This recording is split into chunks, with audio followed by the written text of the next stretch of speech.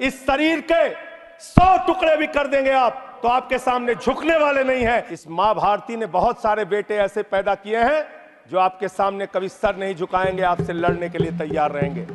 हम आ भी भरते हैं तो हो जाते हैं बदनाम, और वो कत्ल भी करते हैं तो चर्चा नहीं होता। 100 साल पुरानी संस्थाएं, वहां से निकले हैं आप लोग।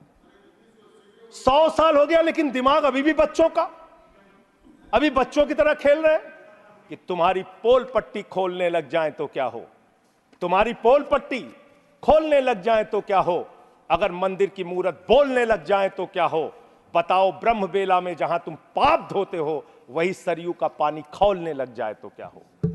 आपने कहा राज्यों के विकास से ही देश का विकास होता है। यह बात सुनकर मेरी आंखों में आंसू आ गया। इतनी बढ़िया बात, इतना उदार हृदय आपका, वाह वाह वाह वाह वाह वाह। सभी का ध्यान बांटा जा रहा है, सभी का ध्यान बांटा जा रहा है, यह हिंदुस्तान बांटा जा रहा है, सभी का ध्यान बांटा जा रहा है, यह हिंदुस्तान बांटा जा रहा है।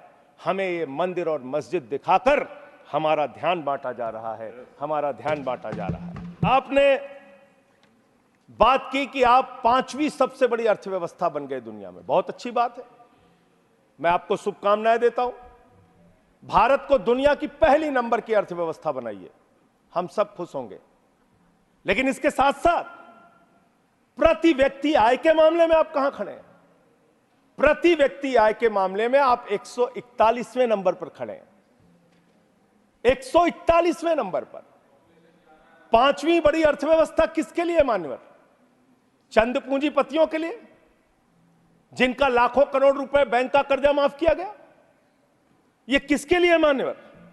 20,000 करोड़ रुपए लेके नीरव मोदी भाग गया, 10,000 करोड़ रुपए लेके विजय माल्या भाग गया, 3,000 करोड़ लेके ललित मोदी भाग गया। ये कौन है? ये कौन है बड़े बड़े पूंजीपति? 3,53,000 करोड़ रुपए बैंक सेटलमेंट के, 3,53,655 करोड़ रुपए बैंक सेटलमेंट के नाम पे 43 कंपनियों का माफ किया गया। 43 कंपनियों का, इसका रिकॉर्ड आपके सामने मैं रख दूंगा। मान्यवर, संपत्ति आप कहां पहुंचा रहे हैं, किसको पहुंचा रहे हैं, किस लिए आप काम कर रहे हैं, किसके लिए काम कर रहे हैं, यह पूरे देश को जानना चाहिए।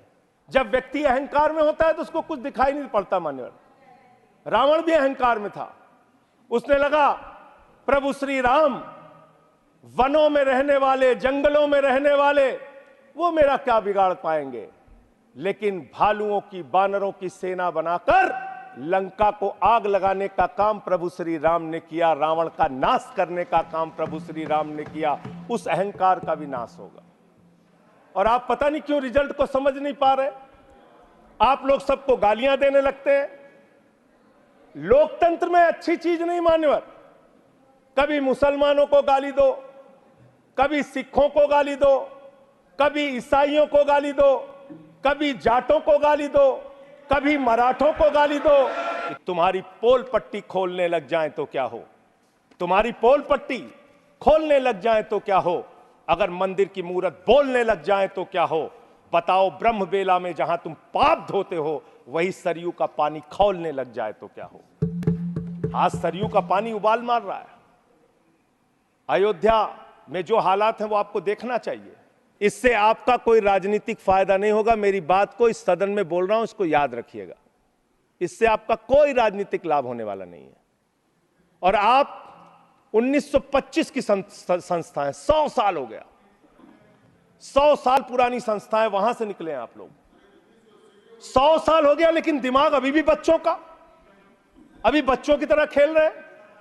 अरे मैं राजनीति में आया डॉक्टर लोहिया को पढ़ के, लोकनायक जयप्रकाश नारायण को पढ़ के, राष्ट्रपिता महात्मा गांधी को पढ़ के, शहीद आजम भगत सिंह को पढ़ के। इस शरीर के 100 टुकड़े भी कर देंगे आप तो आपके सामने झुकने वाले नहीं हैं, आपसे लड़ेंगे और जीतेंगे। आप डालिए, उत्पीड़न कीजिए, जितना करना चाहते हैं आप कीजिए उत्पीड़न।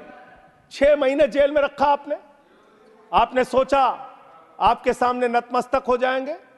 इस मां भारती ने बहुत सारे बेटे ऐसे पैदा किए हैं जो आपके सामने कभी सर नहीं झुकाएंगे, आपसे लड़ने के लिए तैयार रहेंगे। याद रखिएगा। एक ही बात कह के अपनी बात को खत्म करूंगा कि अभी सवेरा है। अगर आप सही रास्ते पे आ जाएंगे तो अच्छा है। अहंकार के रास्ते पे विनाश ही मिलेगा, आपको विकास नहीं मिलेगा, देश को आप आगे लेके नहीं जा पाएंगे। अहंकार छोड़ दीजिए, ये सबसे बड़ी बीमारी आप लोगों को लग गई है। सबका मजाक उड़ाना, सबको गालीबाजी करना, ये सब छोड़ दीजिए। इससे आपका कोई फायदा होने वाला नहीं है, इससे कोई फायदा नहीं होने वाला है। मान्यवर, अमृत काल के अंदर ये सवाल तो आपसे बनता है, ये पूछना तो आपसे बनता है कि जब प्रभु श्री राम के मंदिर का शिलान्यास हुआ तो तत्कालीन राष्ट्रपति वहां पर क्यों नहीं थे? जब उस प्रभु श्री राम के मंदिर का उद्घाटन हुआ तो मौजूदा राष्ट्रपति वहां पर क्यों नहीं थी? विपक्ष को भी अपने साथ लेकर चलिए।